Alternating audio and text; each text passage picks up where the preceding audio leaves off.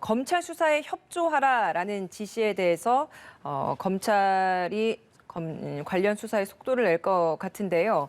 이 내용들 박진영 더불어민주당 상근부대변인, 조청래 전 국민의힘 여의도연구원 부원장과 짚어보도록 하겠습니다. 어서 오십시오. 안녕하세요. 네, 문재인 대통령 라임 옵티머스 사태 발생 후 처음으로 빠른 의혹을 해소하기 위해서 검찰 수사에 적극적으로 협조하라, 이런 지시를 내렸습니다. 대통령의 이 같은 언급, 의혹에 대한 자신감의 반영이다, 이렇게 봐도 되겠습니까? 네, 자신감의 반영이기도 하고요. 문재인 정부에서는 이런 부분들에 대해서 일말의 의혹도 남기지 않겠다는 원칙적인 어쨌든 이 입장을 그대로 견지하신 거죠. 네. 알겠습니다. 청와대에서 정보 공개에 대해서는 안 된다라고 언급한 지 하루 만에 대통령이 이렇게 협조하라고 지시하지 않았습니까? 그렇다면 대통령의 이런 정면 돌파 의지에 대해서 국민의힘에서는 어떻게 보고 계신지 궁금합니다. 대통령께서 의지를 표명하신 거는 좋은데요. 네.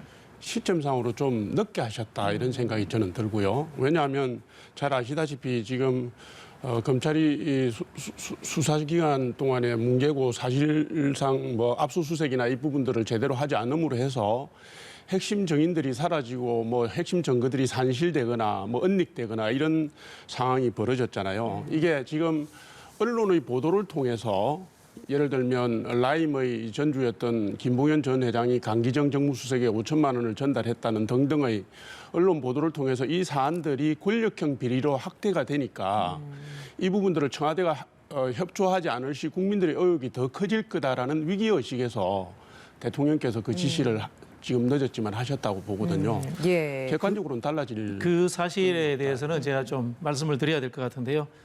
이제 청와대에서는 제 예측입니다만은 CCTV 자료 이야기가 나왔을 때 검찰에서 또 이게 왜 정보를 흘렸나 이렇게 생각했을 수도 있습니다. 좀 그런 부분이 있었던 것 같고요. 실제로 CCTV 자료를 이제 오랫동안 보관하는 것도 아니고요.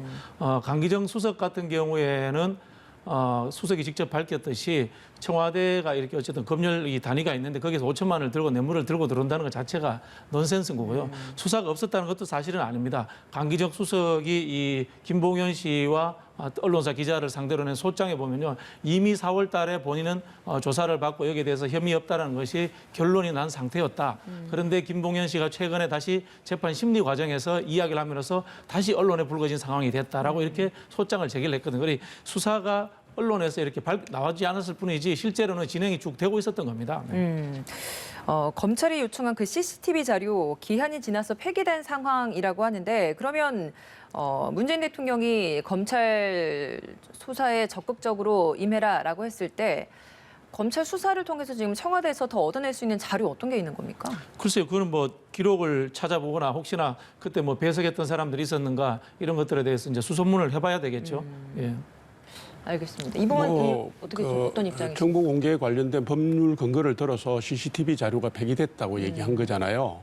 그런데 그 기간이 1년도 아니고 6개월도 아닙니다. 한 3개월 전인데 지금 검찰에서 그 CCTV 자료를 보자고 하는 이유는 추측컨대 아마도 만났다는 사실 자체 때문이 아니고, 만났다는 사실은 강기정 전 정무수석도 인정하고 있기 때문에 제가 볼 때는 김봉현 전 회장이 이강세 전 대표를 통해서 전달했다는 돈 봉투, 그걸 들고 들어갔는지 안 갔는지를 CCTV를 보면 확인할 수 있기 때문에 그걸 보자고 한 것 같거든요. 근데 이게 이제 자료가 폐기됐다 하고 말로만 협조하라고 하니까 카톡상에 올라와 있는 의혹들, 민정수석이 정무수석이 관련됐다, 누가 관련됐다 이런 의혹밖에 없기 때문에 실체적 정황이 사실로 드러나기는 어렵다. 청와대가 거기에 대한 자신감을 갖고 있는 게 아니냐, 이런. CCTV를 이렇게 복원할 수 있는지는 저도 잘 모르겠어요. 기술적인 부분인데 청와대 검색대 구조가 저도 자주 왔다 갔다 했습니다만 이 현금 다발을 들고 들어갈 수 있는 구조가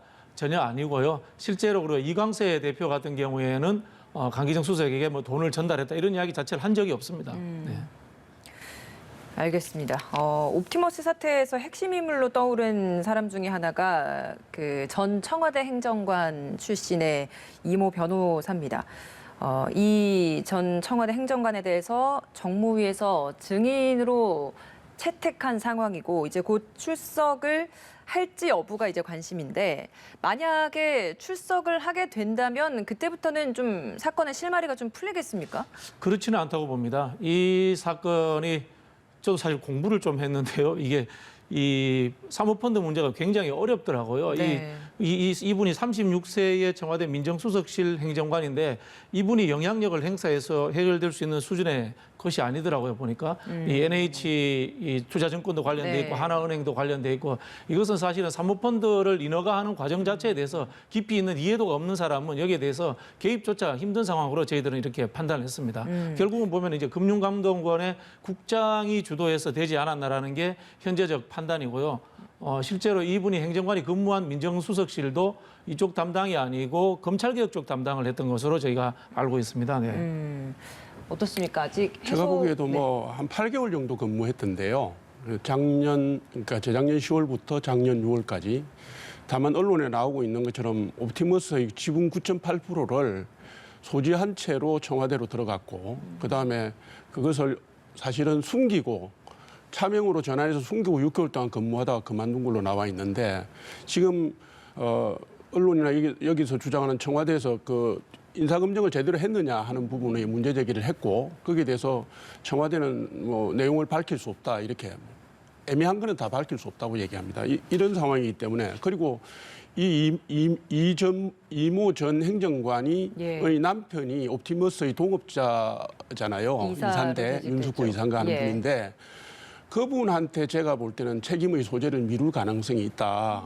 이미 사법 처리 과정에 들어가 있는 분이고 하니까 지금도 그러고 있는 것 같고 자기는 뒤로 빠지고 남편을 대리해서 했다. 남편 때문에 뭐 어쩔 수 없었다. 이렇게 가고 있어서 실제로 국감장이 나오더라도 더 나은 뭐 더 새로운 사실을 밝히기는 어렵지 않겠는가. 저도 그렇게 생각합니다. 이게 증인으로 채택이 돼도 강제로 소환할 수는 없는 거잖아요. 네네. 그러면은 본인이 증인 소환에 거부할 가능성도 있을까요? 검찰 수사 중이라는 이유로 거부할 가능성이 있죠. 근데 이제 요번에 이 과정을 보면 원래 10월 23일 날 정무위 종합감사에 증인 채택이 됐는데 국민의힘에서 요청했던 다른 증인들은 다 배제했단 말이에요. 이현재 증인 그러니까 옵티머스의 고문단으로 로비 활동에 관여했을 거로 추정되는 예. 이현재 전 경제기획원 장관이라든가 그다음에 최동욱 전 검찰총장, 양호 전 나라은행 뭐 은행장 뭐 이런 분들에 대해서는 정인 채택을 민주당이 다 거부해놓고 지금 이모 전 행정관 한 사람만 받아들였거든요.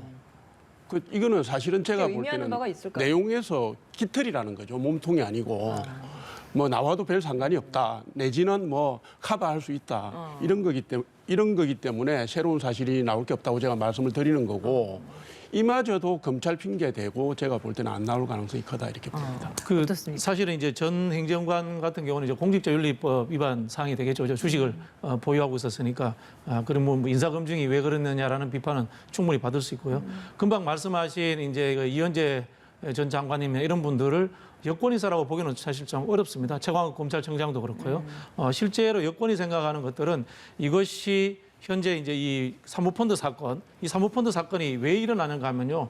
2015년에 이제 창조경제의 일환으로 사모펀드의 모험 자본에 대한 활성화 정책을 씁니다. 굉장히 이렇게 투자가 쉽게 만들어버리는 거죠. 그전에는 5억 이상이던 것을 지금은 이제 1억으로 하니까 광범위하게 막 이것들이 생겨납니다. 이 상황에서 금감원이 전체적인 관리를 다 제대로 하지 못한 겁니다. 여기에 보면은 특히 옵티머스 같은 경우에는 이제 공공기관에 투자를 하겠다고 했는데 보면 엉터리 건설사에 투자하고 조폭이 연루된 회사에 투자하고 이렇게 관리 자체가 엉터리입니다. 이런 운용의 문제에 있어서의 엉터리였던 것들 자체는 사실은 정치권의 문제가 아니고 금융감독원과 이 정무위 쪽에서 파헤치는 게 우선이 되는 겁니다. 그리고 이것은 가장 잘하는 것은 사실은 검찰입니다. 검찰에서 경제 관련 특수부에서 이걸 제일 잘합니다.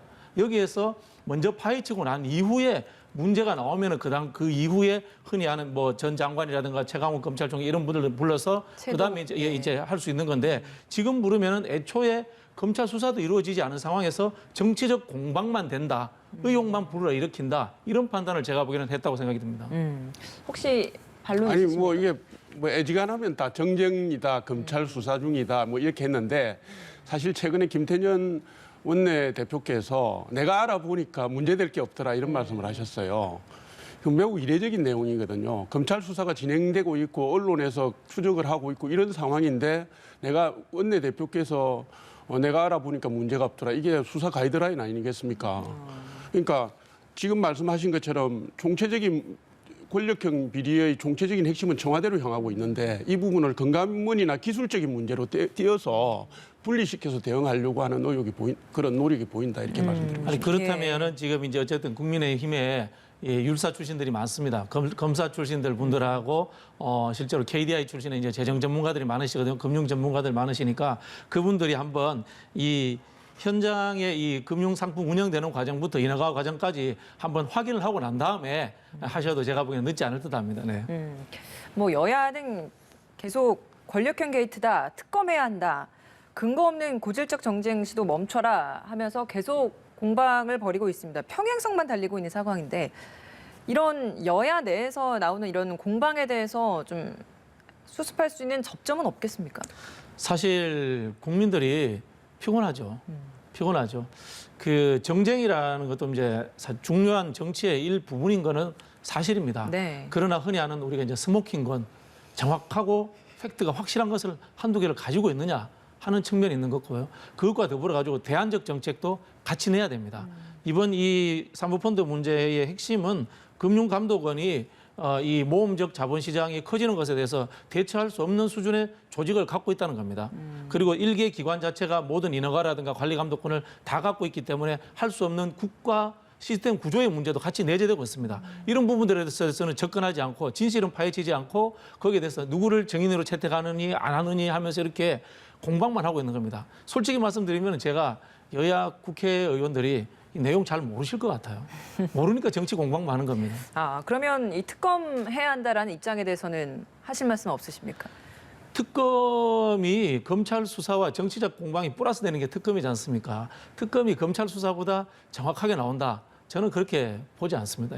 검찰 수사가 어쨌든 금융 전문가들까지 포함해서 한다면은 거기에서 1차적인 결과가 나온 뒤에 판단해도 늦지 않을 거라 이런 생각이 듭니다. 알겠습니다. 특검 얘기가 나오는 건 검찰 조직의 수사를 믿지 못하는 거고 문재인 정부의 지금 이 문제에 대한 대응을 믿지 못하기 때문에 나오는 거거든요. 잘 아시는 것처럼 지난 1월에 법무부는 서울 남부지검의 정권범죄 합동수사단을 콕 집어가지고 비직제 부서라고 해서 없앴습니다. 추미애 장관 들어오고 난 뒤에. 그다음에 당초에 대검이 이 문제를 갖다가 금융정권 전담청인 남부지검에다가 맡기려고 했는데 이성윤 검사장이 지휘하는 서울중앙지검에서 하겠다고 그래서 그걸로 갔지 않습니까? 갔는데도 불구하고 특별수사를 담당하는 반부패 수사 2부로 간 게 아니라 일반 고소사건을 담당하는 조사 1부로 배정한 것도 문제고요. 조사부가 담당하고. 그것뿐만 아니라 지금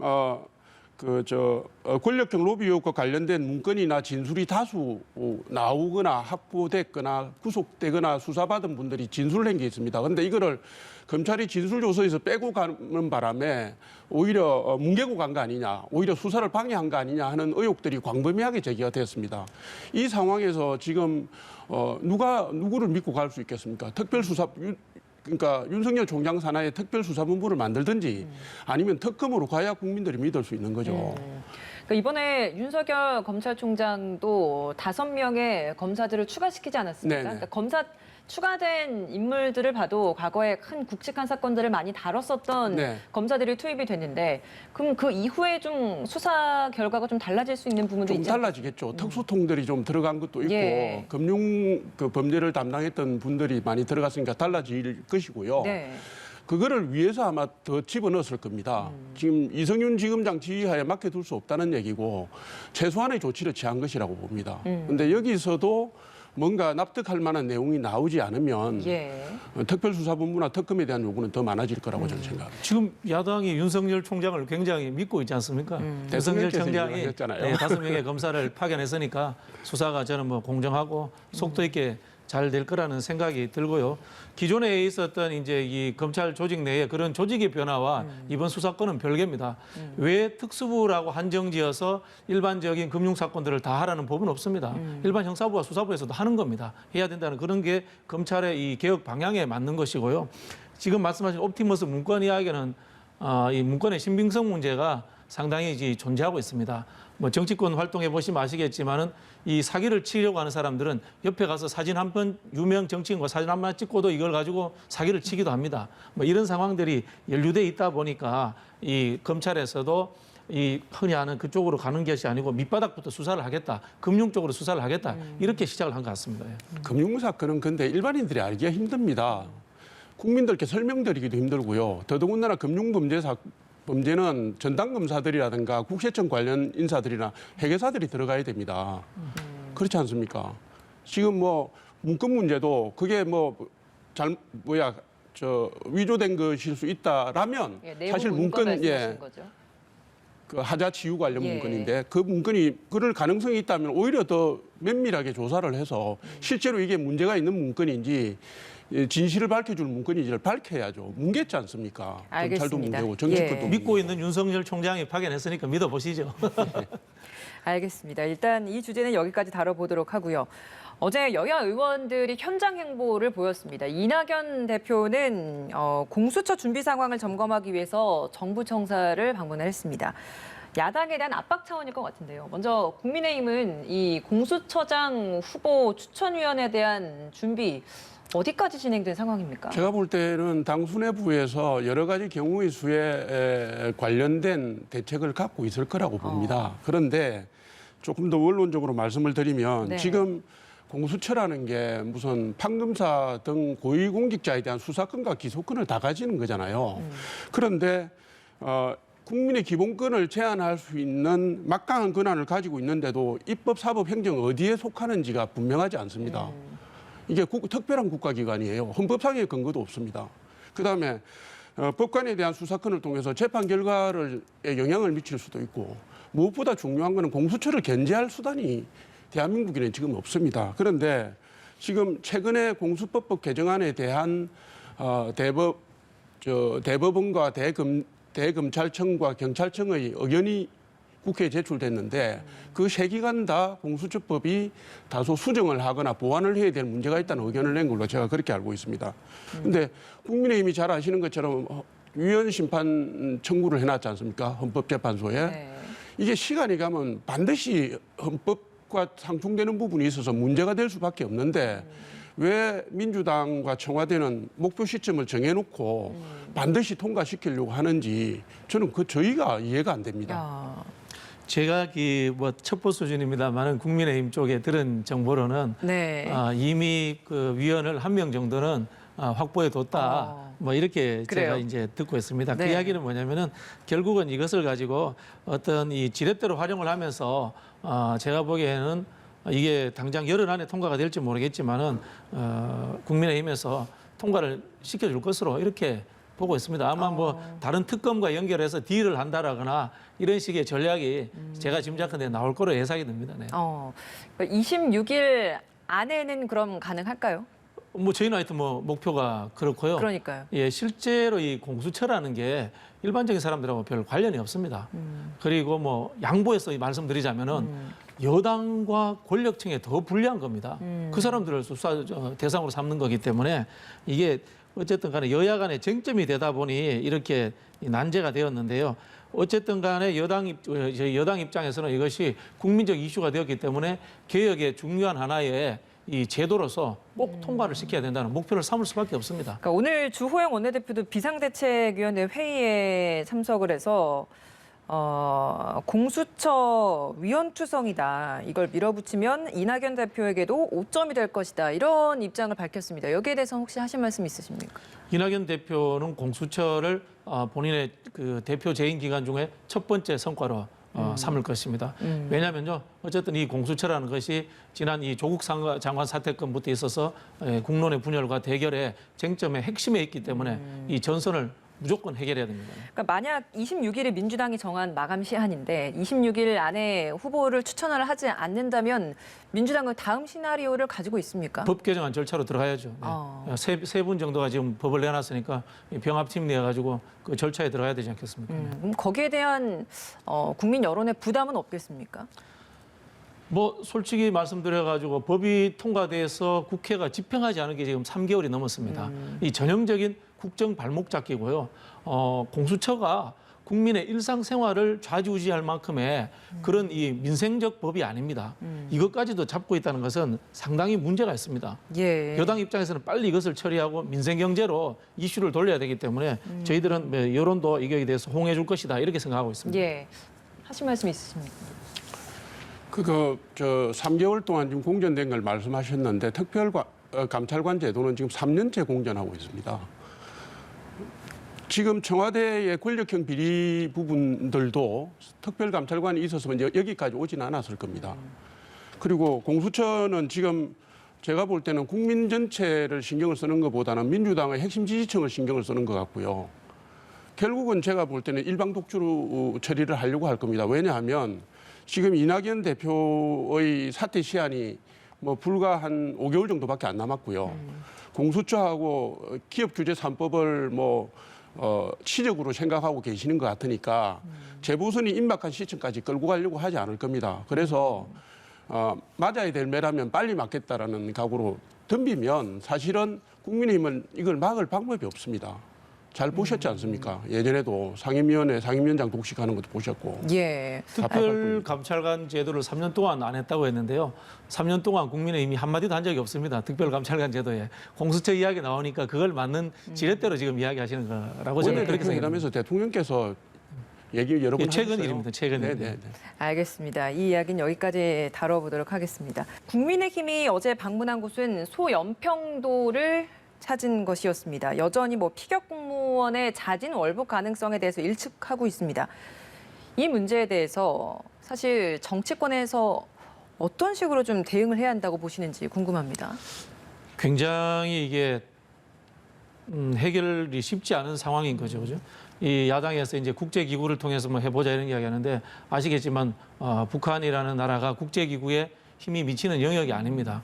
그냥 이건 역시 하나의 선언적 의미 외에는 별 방법이 없고요.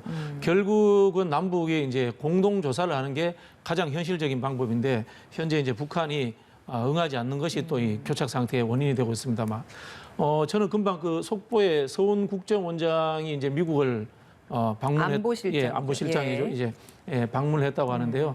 이런 것과 관련해서 지금 남북 간에도 물밑에 어쨌든 대화 채널이 열리고 있지 않는가 그런 생각이 들고 전에 트럼프가 이야기했던 옥토버 서프라이즈가 북미 간에도 있을 수 있기 때문에 이러한 국제 관계의 변화 속에서 이 진실을 찾을 수 있는 어떤 이 실무적 해법도 생겼으면 하는 그런 좀 바람 비슷한 하나 예측을 해보겠습니다. 네. 예. 그러니까 13일부터 16일까지 미국을 방문하는 거니까 오늘이 15일이니까 이미 방미 일정을 소화하고 있는 상황이네요. 지금 한미 관계가 지금 정상적인 상태로 예. 작동되지 않고 있으니까 그거하고 연관이 되어 있으리라고 봅니다. 그런데 지금 말씀하신 어제 그 국민의힘 농수축산해양위 소속 의원들이 아마 현장 방문을 한 것 같아요. 예. 이제 우리 국민이 피력을 당하고 시신소각 의혹이 나오고 있는 상황인데 사실은 현장 방문은 국민의힘 의원들이 가시기 전에 집권 여당의 민주당이 먼저 가서 확인했어야 될 내용입니다. 그렇지 않습니까?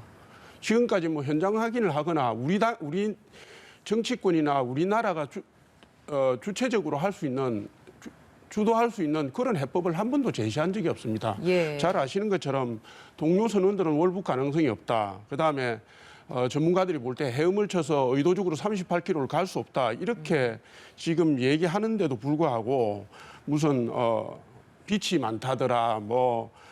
국방부 감청정보에 의하면 월북의 기미가 있었다더라. 무슨 북한 김정은 위원장의 입장문 보고서 유화 제스처를 한다든가 이런 식의 이런 모호한 태도는 정부기관이 할 일이 아니고 정치권이 할 일이 아닙니다. 그러니까 남북 공동조사 제의도 지금 해놓고 보름째 지금 답변도 없는데 목을 빼고 기다리고 있는 거 아닙니까? 제가 볼 때는 보안상의 문제라면 제한된 인원들에게 보안이 가능한 인원들에게 감청 정보를 공개를 하든지 아니면 국회 차원의 국정조사를 하든지 해야 될 사안이라고 봅니다. 이렇게 묻어두고 뭉개고 갈 사안이 아닙니다. 저는 그 여야를 막론하고 지금 국방위 의원들은 대충 다 아실 것이라고 생각이 듭니다.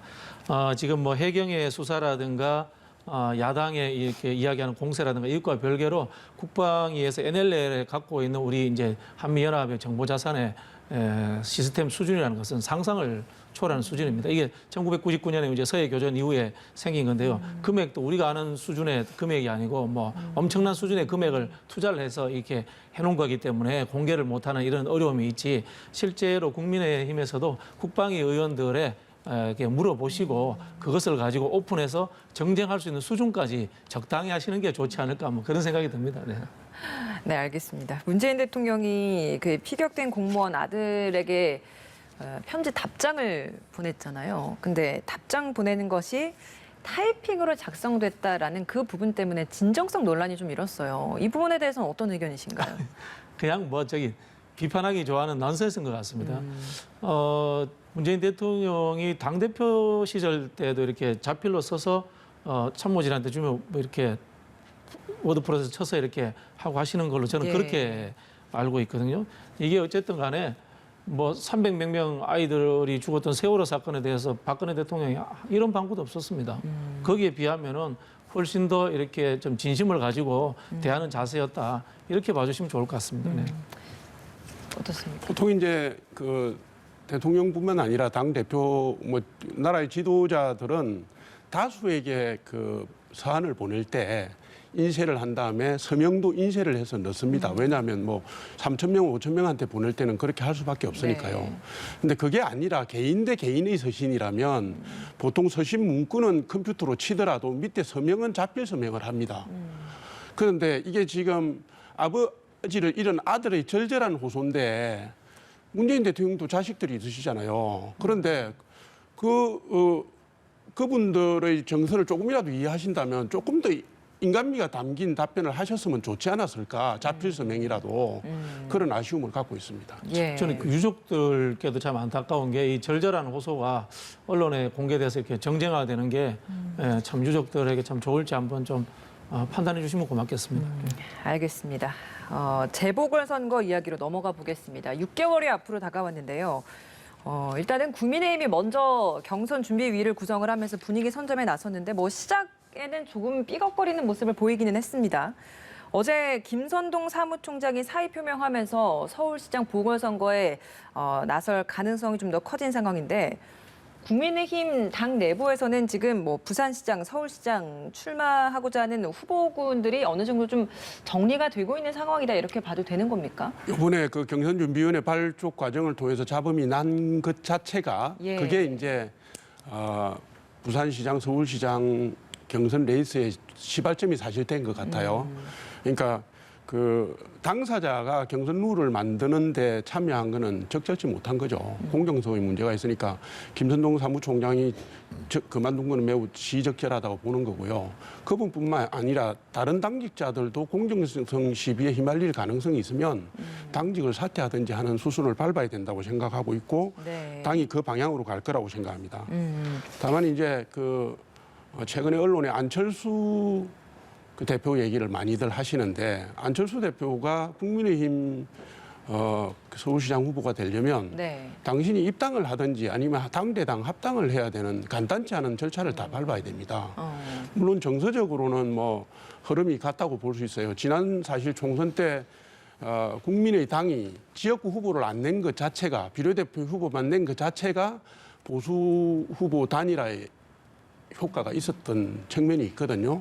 그래서 그때 이후로 지금까지도 흐름은 그런데 실제로 정치적 행보를 하기 위해서 어떤 정치적 결정을 내리는 건 다른 문제이기 때문에 현재로서는 쉽지 않고 시간이 좀 더 흘러서 더 큰 흐름의 변화가 있어야 된다 이렇게 봅니다.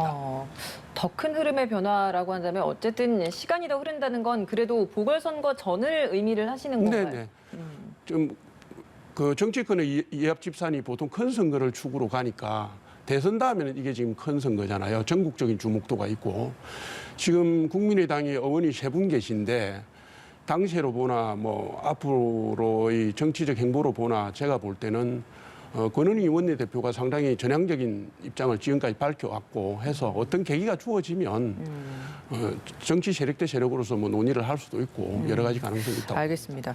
민주당은 어떤가요? 아직 서울시장, 부산시장 후보를 낼지도 결정되지 않은 상황인 거잖아요. 예, 당의 이게 혁신위를 만들었습니다. 혁신위를 만든 것은 결국은 이제 당내 의사결정 구조에서 보다 민주적인 당원과 국민들의 참여를 보장하는 방향으로 가겠다는 뜻입니다. 이 제도가 틀이 만들어지면은 그 속에서 논의돼서 후보를 낼지 말지부터 또 어떤 방식으로 할지에 대해서 아마 결정을 하지 않을까 이런 생각이 듭니다. 시기를 언제쯤으로 혹시 예상해 볼 수 있을까요? 결국은 뭐 국감과 정기국회가 끝나는 12월 달은 되어야 되지 않을까 뭐 그런 생각이 듭니다. 네. 당내에서는 분위기가 좀 어떻습니까? 내자라는 분위기가 더 우세합니까? 그렇죠. 하고 싶어하는 분들이 많으시지 않습니까? 뭐 우상호 의원이라든가 박영선 장관님 또 아까 나온 저기 인권위원회 성함이 갑자기 생각이 안 나는데 전현희 의원, 전 의원 이런 분들도 다 이제 물망에 오르는 분들이죠. 예. 아마 제가 봤을 때는 이 서울시장 선거의 문제는 전초전은 야당에서 과연 하고 싶어 하시는 이제 안철수 후보를 전략적으로 데리고 올 건지 김종인 대표는 또 이 본질을 꿰뚫는 또 눈이 있지 않습니까? 안철수 대표가 까면 안 된다 이런 생각하시니까 그것을 어떻게 해소할지가 관심사지 저희는 조금 좀 시간을 두고 천천히 봐도 될 것 같습니다. 알겠습니다. 오늘 두 분 말씀 여기서 마무리 짓겠습니다. 박진영 더불어민주당 상근부 대변인, 조청래 전 국민의힘 여의도연구원 부원장과 함께했습니다. 고맙습니다.